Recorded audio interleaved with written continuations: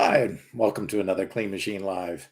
My name is Geoff Palmer. I'm the CEO and founder of Clean Machine, plant-based fitness nutrition. Today, we're going to bring a special guest from far, far away, Paul Rodney Turner.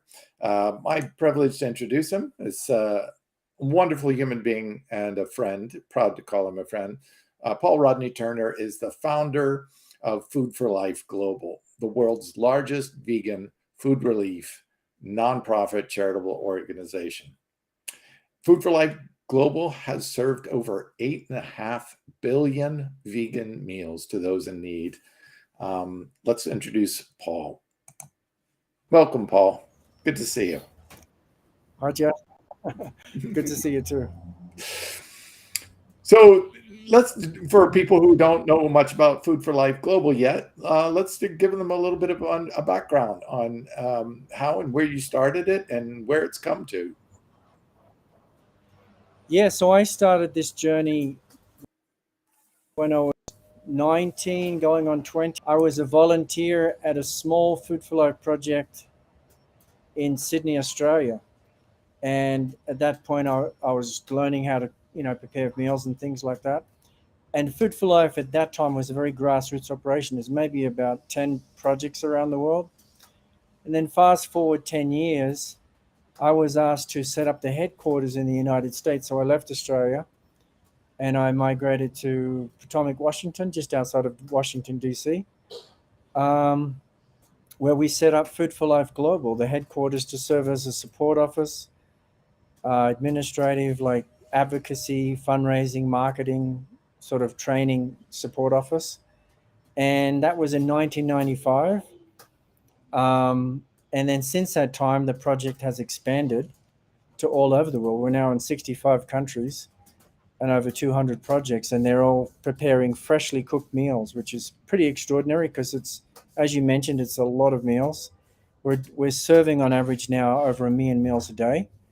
So that's it's a lot of work, a lot of efficiency to be able to do that. So that's where we are right now. A lot of volunteers, I'm sure.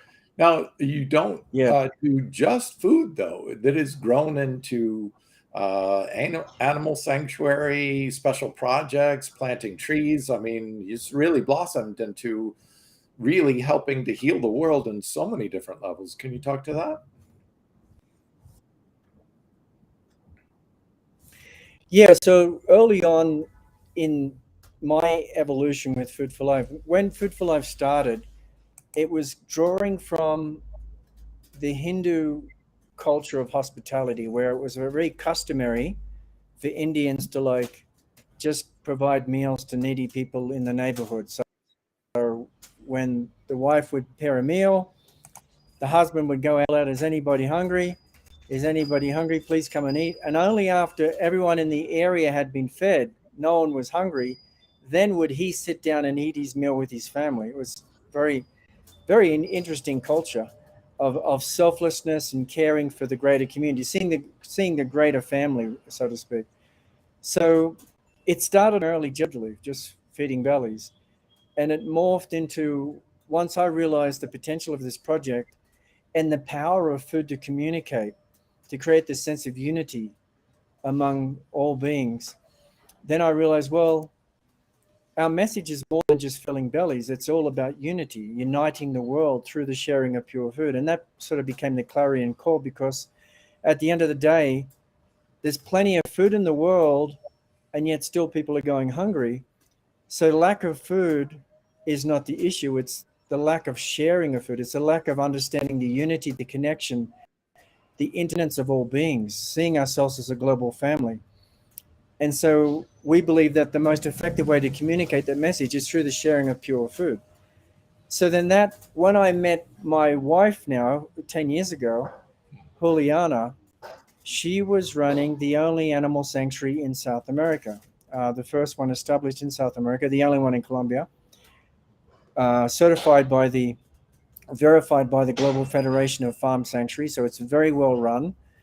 And she made me realize, well, okay, well, if you want to unite the world through pure food and create this sense of unity and, we're all a global family, then it has to include animals. And sort of indirectly, we were doing that through the promotion of a vegan diet, plant-based diet. Obviously, that indirectly is benefiting animals. But she says, no, you have to be more direct. And so we need to actually help animals too. So then we expanded our mission to include helping rescued animals.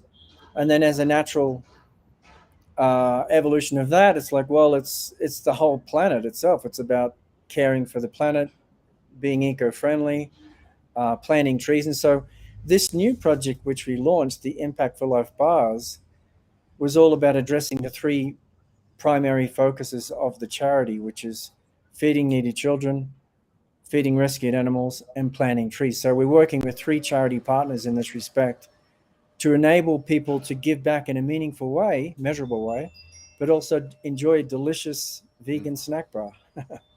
Indeed, and all organic too, which is in keeping with Organic. caring for.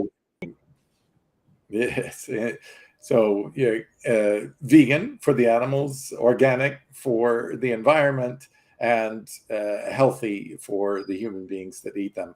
And there's a give back in all of it too. For every bar, you're either feeding a child, caring for an animal, or planting a tree. So you can choose which is the most important, or choose them all. And a single box will help 12 of those for each. So awesome opportunity. Talk to me about some of the other projects. I know there's other things like Ukraine and other hardships around the world with natural disasters, and you've been there, and I read about one of the people within your family of Food for Life Global there too as well. Yeah. And just to finish up with the Impact for Life bars. So yeah, every bar is associated with a measurable impact. So literally 100% of the profits of each bar is given to a charitable cause, which there's a contractual agreement in place that with X amount of money, you will deliver X amount of social output. So every bar equals a measurable output. It's 100%. So there's no individual making any money out of this. It's purely for the charitable cause. I make a joke. I say, look, you're actually planting a tree, or you're feeding a needy child, and oh, by the way, you get a snack bar as a gift. But anyway, they're delicious. So yeah, regarding the other projects, and we have a presence in 65 countries. So right now, you probably heard about the Moroccan earthquake, massive earthquake, 6.8 on the Richter scale. So we have an emergency team based in London that flew there and also drove there, and they're now on the ground providing meals to victims of that earthquake. And of course, at this point in time, it's such a crazy time that we live in, that there seems to be a disaster every few days. It's just crazy. There's floods in Hong Kong. There's a hurricane that just hit Libya. There's floods, and 10,000 people are missing. And so take your pick. I mean, there's emergencies everywhere, but we are on the ground wherever we can be. We try to make a response with a vegan solution and do our part to make the world a better place, to comfort the victims, to help them in their moment of need. So Ukraine, yeah, you mentioned Ukraine. Yeah. Thank you. And Ukraine, we actually have had teams on the ground for a couple of years now.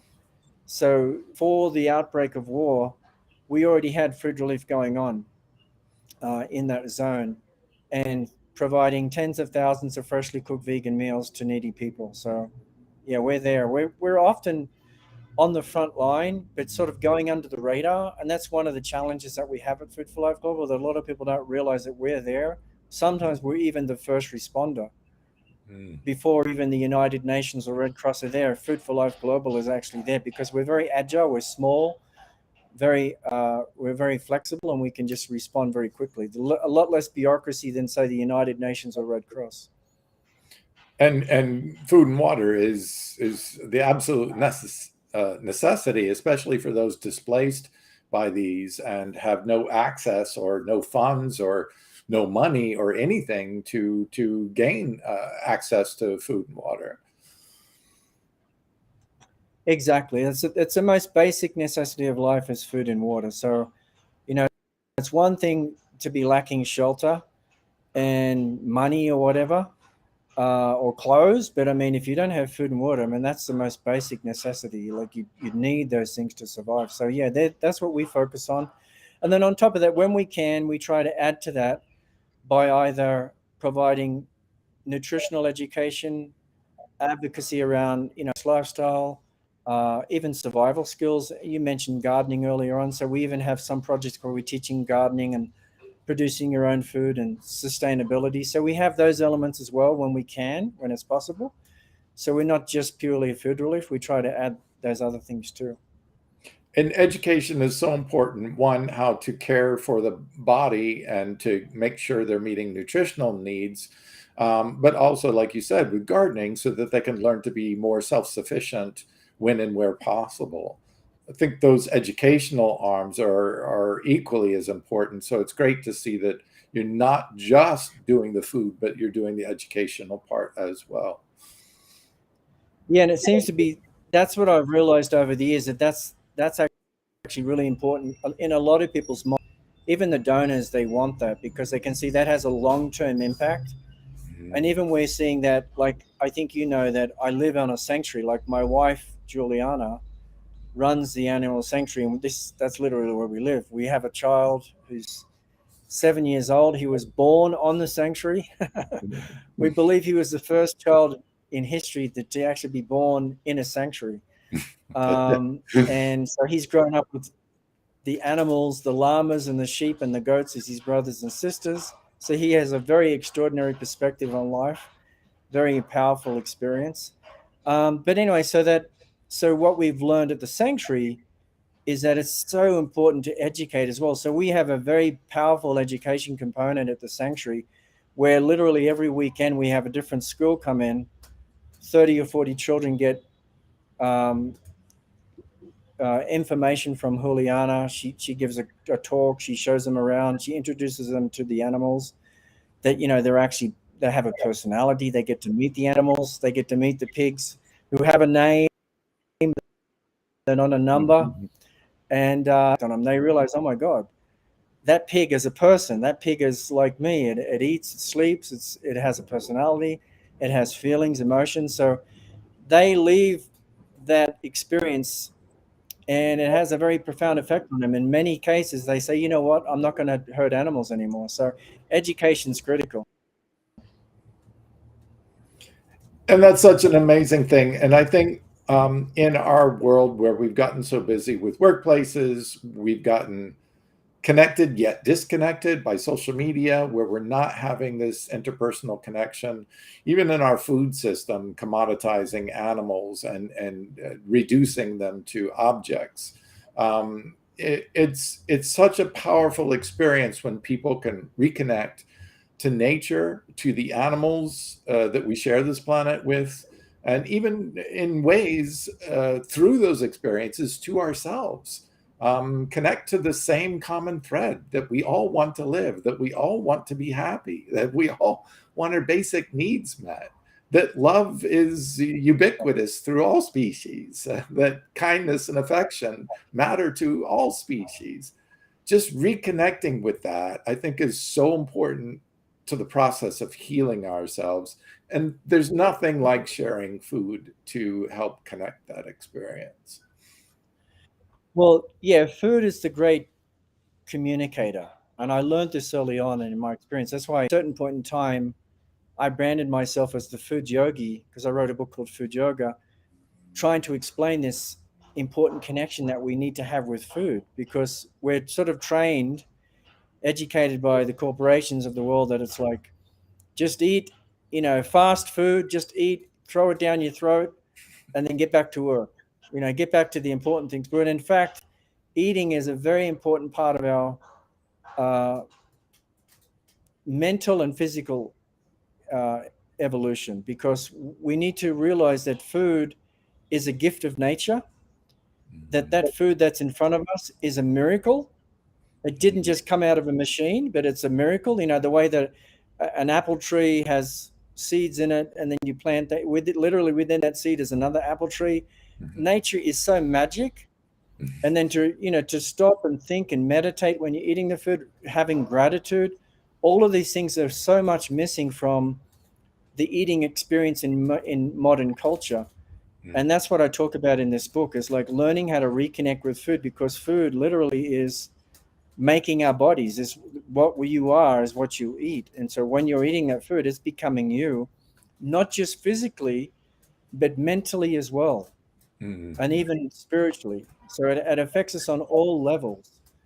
And so that's why at Food for Life Global, we believe that one of the ingredients of a beautiful meal is the intention that the preparer puts into that meal. So their intention, their loving intention, that it's one of the ingredients that goes into the meal, and it's one of the things that you're going to experience and taste, the difference that you're going to experience from that, having that selflessness, that love invested into that food. And we all know that when we eat the mother's meal, the meal made by the mom or the parents. So food yoga is all about connecting with food and realizing that that's actually an important component. We need to meditate when we eat our meals. We not just throw it down our throat, but actually have gratitude and reconnect with Mother Nature. So true. As a small child, I remember washing potatoes in the sink with my father, and he picks one up and looks at it and he goes, "Jeffrey, I'm holding a piece of you in my hand." And I'm like, "No, Dad, it's just a potato." And he goes, "Yes, but you're going to eat this, and this is going to become part of you."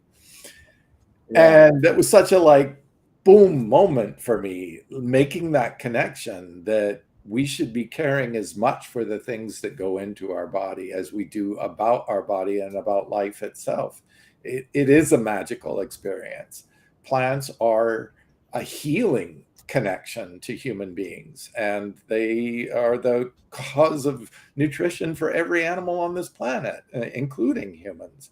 And I think we need to reconnect with that sacredness a little bit. So I thank you so much for what you're doing in that aspect. Yeah, and what I tried to teach people is that every single living thing, every herb, every animal has a service to perform for the entire ecosystem. Nothing is useless. Nothing was just manifested or created randomly for no reason, no purpose. Everything has a purpose. For example, oregano. Yes, you can use oregano on your pasta and you make a beautiful Italian pasta. But did you know oregano has tremendous antiseptic properties? You can use it for healing cuts and wounds.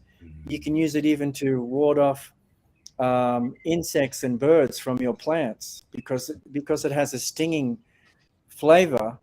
It actually scares bugs and birds away from your crops. So I actually learned this when I was gardening. One day I had an epiphany, and I had all this oregano. I thought, I'm just going to take some oregano and place it on the broccoli plant just to see what happens. And wouldn't you know it, none of the bugs or none of the birds touched the broccoli plant after that, because before it was always being eaten by the bugs and the birds. As soon as I put a little bit of oregano on the broccoli, no one touched it. It was magic. So that's everything nature. Has a purpose. We're interdependent beings. We all have service for each other. So the more we see that, the more we see the relevance and the importance of everything in life. Everything is sacred. Everything should be respected and honored, and we should be grateful for. And it's why I chose the flower of life for the logo for Clean Machine. One, I'm trying to encourage people to keep this amazing machine, this physiological magic, which you described, the human body, just a miracle of a symphony of different chemical experiences going on all at once, working in harmony. That's the flower of life, that interconnectedness that we're inseparable from nature. And I think we need to reconnect to that, because there's power in that. There's power and there's healing in that. And this world needs a lot of healing right now. So thank you so much for all you're doing with Food for Life. I'm glad to be a partner. Let me go ahead and actually show people where you can go to Clean Machine online right now, and you can get a free impact bar, so you can try one for free. Hopefully you'll love them and buy full boxes of them on our website at cleanmachineonline.com. You can get a free bar. Just put in the code free bar in the checkout and you can get a free bar. Thank you so much for all you're doing. Love being a partner with you and Food for Life Global, and admire your work across the board. Thank you so much. I appreciate it. It's such an honor to have you as a partner. We need to make this world a better place, and us, light warriors, good people trying to make the world a better place, need to join hands and, make an army of goodness. We need more kindness in the world. And for any of you that are watching, you can be a part of that too. Purchase, donate, volunteer. Go to ffl.org and you can donate, you can volunteer, you can find out other ways which you can help. You can support through corporate donations. You can purchase the impact bars. There's so many ways you can be a part of feeding people, caring for animals, caring for our planet, and supporting great work of people doing charitable work. Just be a part of it. It makes you feel good about what you do, and it's a giving back. We're fortunate to be living in a time and place where there's wealth like never was seen before on this planet. Let's share some of that wealth so that other people and animals and our plant kingdom can be supported, cared for by wonderful people like Paul. Thank you, Paul, so much for joining me.